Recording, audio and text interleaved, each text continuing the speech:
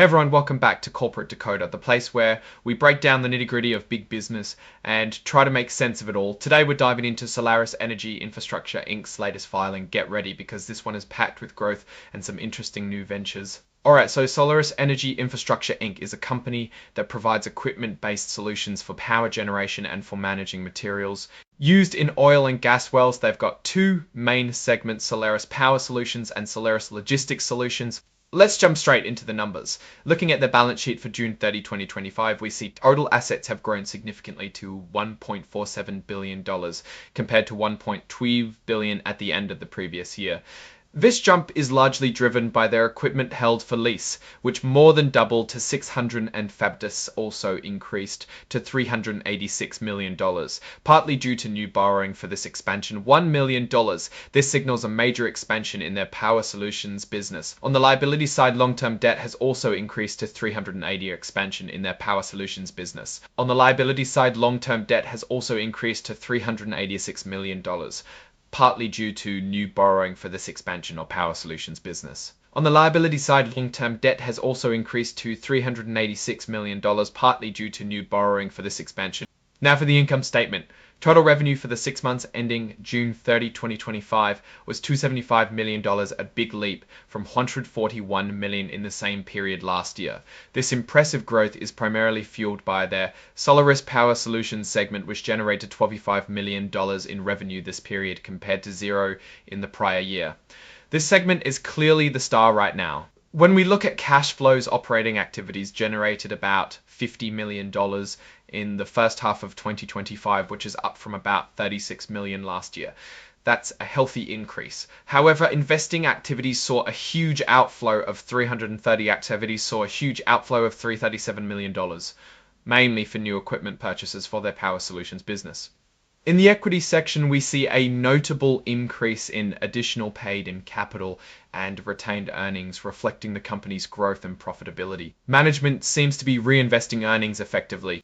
Digging a bit deeper into the business itself, Solaris Power Solutions is all about mobile turbines and equipment for data centers and energy customers. Solaris Logistics Solutions focuses on equipment and services for oil and gas well completions. A really interesting development is the formation of State Line Power LLC. It's a new entity created in April 2025 to provide power to a data center campus. Solaris contributed about $86 million in assets for a 50.1% stake. This venture is expected to be a major part of their power solutions segment. They've also secured a $550 million debt facility for this project, which is huge for their expansion plans. The company clearly highlights the growth in the Solaris Power Solutions segment. They mention that this segment's adjusted EBITDA is now contributing over 2/3 of their total segment adjusted EBITDA. This means their bet on power solutions is paying off big time. For the second quarter of 2025, total segment adjusted EBITDA was $68.4 million. This is a substantial jump from $28.2 million in the same quarter last year, showing strong operational performance. Looking at revenues again for the second quarter, combined revenues jumped $75.6 million to $149.3 million. This growth is entirely driven by the new power solutions segment, which is now a significant contributor. However, it's worth noting a concentration risk here.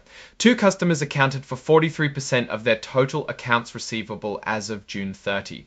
While this means they have large customers, which is good, it also means a significant portion of their business relies on just a few clients, which can be risky. Let's talk about debt. Their long-term debt has increased to $369 million. They also issued $155 million in senior convertible notes recently. These notes are interesting because they can be converted into shares of common stock. For the Solaris Power Solutions segment alone, they've drawn $72 million on a new loan facility and have over $446 million more available.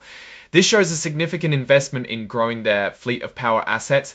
The convertible notes are a key part of their financing strategy. They raised $150 million after fees and are using it to fund growth. This debt doesn't require principal payments until 2030, which gives them flexibility. The terms are pretty standard for these types of notes convertible into shares of common stock with certain conditions. Now, for some of the risks, they mention ongoing lawsuits. One is from Masaba Inc. regarding intellectual property infringement, and another is a class action lawsuit related to their mobile energy rentals acquisition. They believe these claims are without merit, but these things can always be unpredictable and costly. They also have significant purchase commitments for power generation equipment totaling $743 million, while a good chunk of this $450 million is for the new Statline project and is expected to be funded by State Line's own debt facility. It still represents a substantial future obligation. There are a few related party transactions. Their CEO's company provides office space and administrative services. Also, a former major shareholder, THRC, is no longer considered a related party as of October 2024. They also have a lease agreement with KTR Management Company LLC, which owns a significant stake in their Class B stock. These relationships are generally managed at arm's length, but it's always something to keep an eye on. Looking ahead to events after the reporting period on July 23, 2025, they approved a quarterly dividend of $0.12 per share. Also on July 28, 2025, they exchanged 4 million more Solaris LLC units for Class A stock, increasing their ownership. Alright, so what does all this mean? Solaris Energy Infrastructure Inc. is clearly in a high growth phase driven by its Solaris Power Solutions segment. They are making big investments, acquiring equipment and forming new strategic partnerships like with State Line. This expansion is being financed through a mix of debt and equity, which is standard for companies investing heavily in growth. However, there are some key points to consider. The reliance on a few large customers for receivables is a notable risk. If one of those major clients faces issues, it could significantly impact Solaris. Also, the company is carrying more debt to fuel this growth, which naturally increases financial risk. The ongoing legal proceedings are also a factor to monitor, though the company seems confident they will prevail. Overall, Solaris appears to be executing a clear strategy to capture a growing market opportunity in distributed power generation, particularly for data centers. The rapid scaling of the power solutions segment is impressive. If they can manage their debt and customer concentrations effectively, they are well positioned for the future. What's your take on Solaris's aggressive growth strategy and these financial numbers? Let us know your thoughts in the comments below. If you found this deep dive valuable, please hit that like button. Subscribe to Corporate Decoder for more breakdowns like this and join our Discord community linked in the description to keep the conversation going. Thanks for watching and we'll see you in the next one.